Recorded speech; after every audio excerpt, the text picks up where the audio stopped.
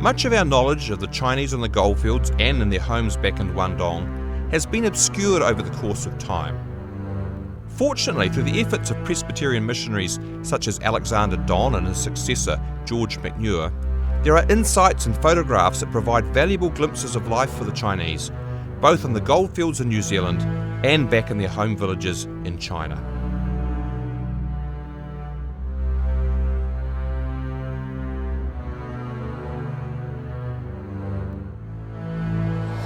Here we are outside the Arrowtown Presbyterian Church, a fine building erected in 1873, characteristics just stone in its construction. We understand that Chinese miners helped work here. And it's kind of appropriate that it was the Presbyterian church, because of all the mainline churches, it was the Presbyterians who focused most intently on the spiritual need of the Chinese miners here in Otago.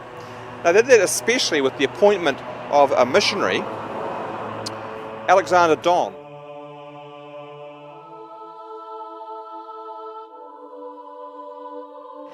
Alexander Don was born in a tent here in Ballarat to Scottish parents. Now, he was a clever boy at school over here in Australia, but his father wanted him to go out working, so at the age of 9 he had to leave school. He was set to work on his grandfather's farm, but then he moved into various gold mining operations. But his cleverness was noted by others, and he went back to night school and trained up, and at 15 he became a teacher.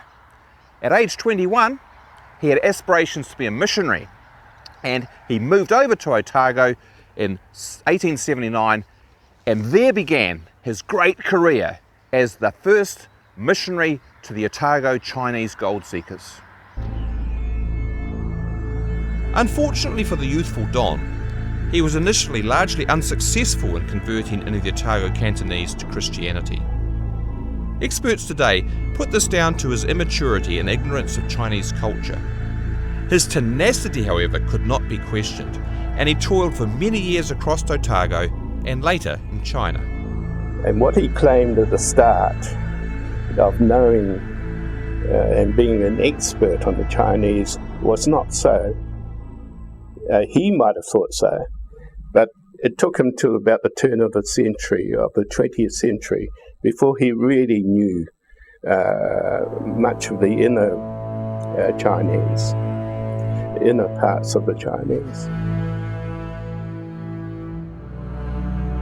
But one thing about Don was his meticulous record keeping, and from the notes he made, the names of the miners, where they came from, their movements around the goldfields, we have a priceless record of who the Chinese were here in the goldfield era. Now later on, the Presbyterians, at Don's behest, established a mission in Canton from the Otago Presbyterian Church.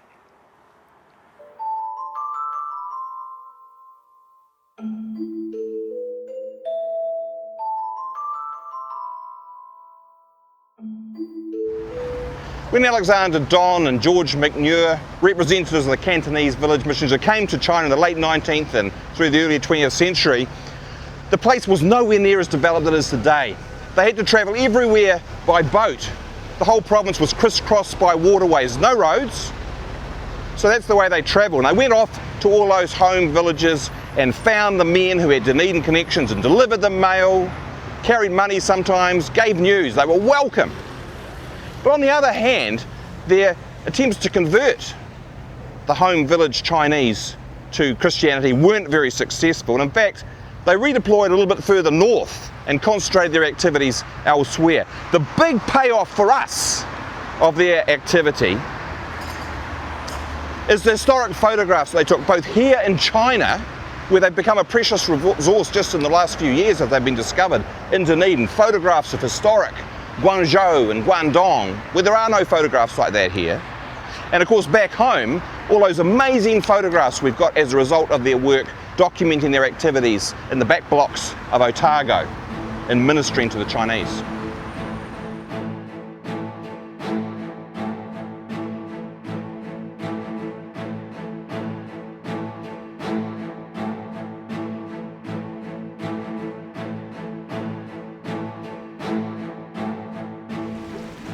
When Alexander Don made his first visit to China in 1880, he came to learn Chinese, and he didn't really know too much about the Otago Chinese men.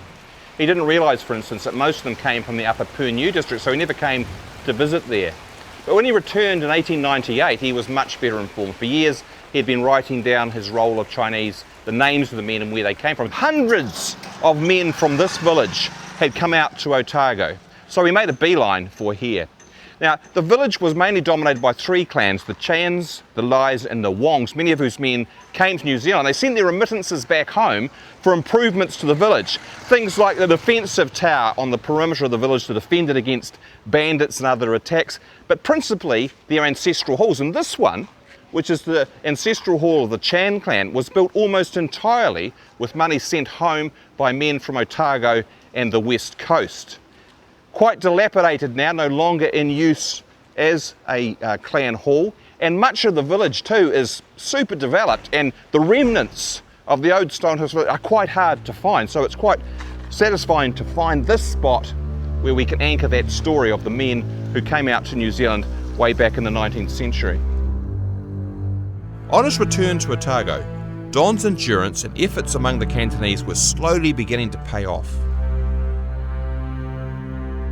Now, in many ways, Don was rather a failure as a missionary to the Chinese. He didn't get many converts, and really he gave vent too often to a sense of superiority over the Chinese in public. He lost the confidence of the leadership cadre, and many of the Chinese miners just didn't really trust him. But over the years, in the service he gave them on his huge walking tours around the province he did every year, he would go to isolated places like this at Doctor's Point on the banks of the Clutha, and he would pick up messages, money. He would send that back to China, taking it himself later in the century on a couple of his visits there, and built up a huge reservoir of goodwill by that link he provided back home. Now, just as an example, in 1907, when Don was 51 years old, he got up one morning at 3:40 a.m. He walked 55 kilometres, climbing 600 metres in height over the course of that time. He held 2 meetings, and he didn't knock off at the end of the day till 9:40 p.m. Now that is an impressive effort. The Chinese learnt that if he gives his word, Don was absolutely reliable. That's why they entrusted him with money as remittances. And he did indeed help Chinese with getting them charitable aid, getting them hospital aid, and helping them with some of the bureaucratic immigration features. But he never won the trust of the Chinese elites, of the Chinese merchants and storekeepers. We're sitting here outside the Serpentine Union Church, which is the highest church in all of New Zealand at 945 metres. It was built way back in 1873 by subscriptions raised by gold miners, and it's recorded that the very first church service held here, the miners gathered, but the minister was a bit late getting here, so they retired to a nearby hotel, imbibed a bit freely. By the time he got here, they were a bit rowdy and he wasn't very impressed. But the notion of the church reminds us of the mission of Alexander Don to the Chinese, and you know, there's a little bit of controversy about Don. He was highly regarded at the time among his European co-religionists for his work with the Chinese, but you know, from our point of view, in terms of his legacy to history, he was a wonderful recorder of detail about the Chinese, and he undertook these prodigious walking tours right up to high country places like this and right around Otago, seeking out the Chinese wherever they were, taking photographs which are just unbelievably precious today, noting down the details. So we owe Don a lot, even if his record in terms of conversions was pretty lackluster throughout his career with the Chinese here on the goldfields. I think his descriptions are very invaluable. His photographs are excellent and unique, but his comments, especially when he was younger, were bad. One of his few converts was a gold miner named James Shum. Don's records of James Shum's experience around the southern goldfields remain a priceless resource about a Cantonese sojourner in Otago. The story of Jimmy Shum is not typical of the Cantonese miners. He was unusual in many respects, but he began in the way of many of his fellow miners. He was born in Upper Purniu in 1853, and he first came to Otago as a 17-year-old with a group of others from his village in 1871, a year which saw a large number of miners come here from Upper Purniu. In 1899 he was working here in the Pulmahaka River.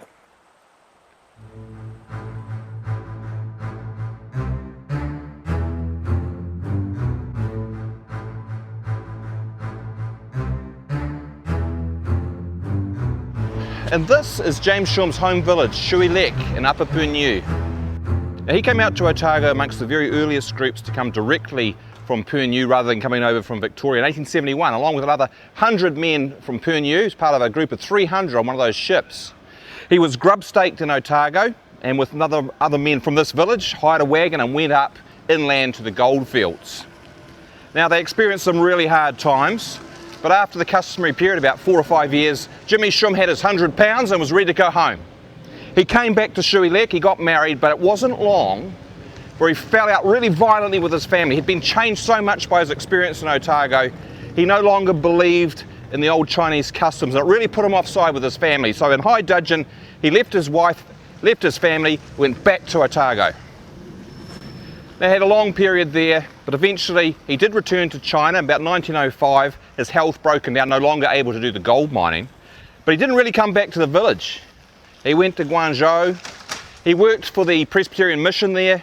He wore European clothes. He had a greenstone pendant around his neck. He was very much a Europeanized Christian Chinese, quite unique among the gold seekers. But Alexander Don, whose close friend he was, esteemed him highly.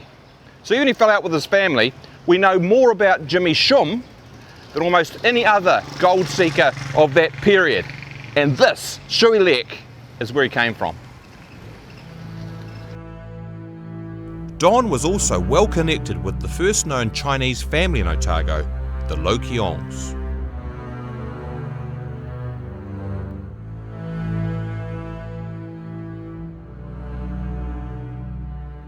You know, at the beginning point of Dunedin's Chinese connection, two critical personalities both come from Toisan. The very first arrival we know about, who was Joseph Lo Keong, and the first merchant to set up an operation to grub stake the miners who followed, Forsai Wong Tup. Now, unfortunately, we don't know which villages either of those men come from. We do know that both of them come from here in Toisan County.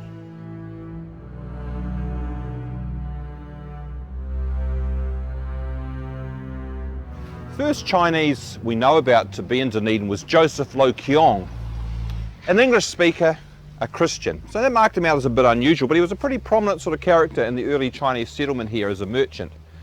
First of all, he had a business in the old arcade over there in what's now where the warehouse is. Subsequently, he built a fancy goods store down the bottom of the hill here on George Street. And later he built a house here, 13 Scotland Street. This was his home. He went over to Victoria and brought back a Hakka wife, Matilda. And she was very unusual. She was the first Chinese woman we know about in the whole country. And again, an English speaker, very much adapted to European ways, Christian. So this is the old Chinese mission church in Carroll Street. It was built by Alexander Don in 1897, but you know, like most of his missionary endeavours, it always struggled to get a decent congregation from among the Chinese. But one family that did support him heartily were the Lo Keongs. Joseph was an elder of the church, and Matilda was one of those women that every church congregation needs. She did everything around the place. You know, she helped with the catering, she came to every service, she interpreted, and for the old men from the benevolent home who'd come here for services occasionally, she very kindly used to sit in sixpence so they could put something in the plate to make their contribution. And their children, there were 6 of them, are really the very first family of assimilated Chinese New Zealanders. 3 boys. William, he became a dentist.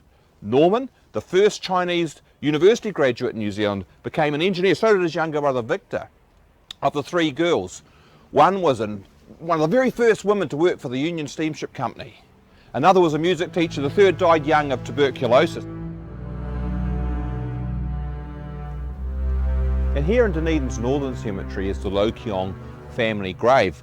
Quite an interesting headstone. You can see there's Chinese elements to it, but very much here Joseph emphasises he was a Christian elder. Marks them off amongst the early Chinese in a big way, really.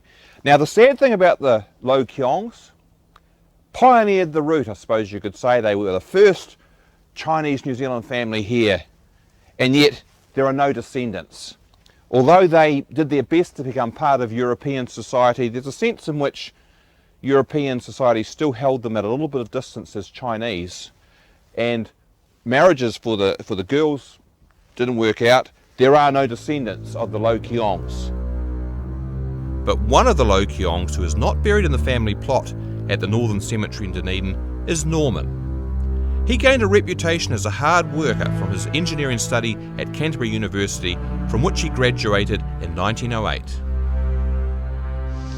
Now thereafter, Norman went overseas and he was working in London as an engineer when war broke out, and he joined up with the New Zealand Expeditionary Force.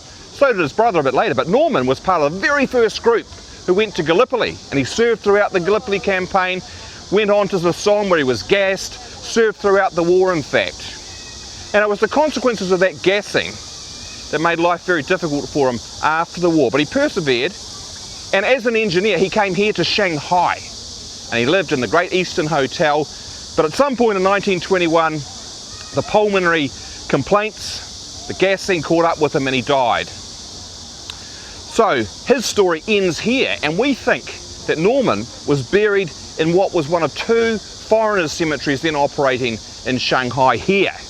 Now subsequently in the Cultural Revolution it was turned into a park, and it's now Jiang'an Park, and here we are today remembering Norman and that very first Chinese family, the Lo Keongs. There are many historic elements about the Lo Keong family. Being the first Chinese family in Dunedin, there is perhaps a neat symmetry in Norman's fate, as he is now buried in Shanghai, Dunedin's sister city. For Alexander Don, his connection with the Lo Keongs was a rare connection with Chinese on a spiritual level. In 1913, with his Dunedin Chinese congregation dwindling, Don was transferred to the North Island. He later retired to Ophir and died at the age of 75 in 1932. We've already seen that the legacy of his records and photographs was important, but his ventures in China were of equal value. The Cantonese Villages Mission was his concept. He worked very hard to help the impoverished area in which it was established. An example of this was the fundraising of nearly £3,000 in 1907 for famine relief in Guangdong.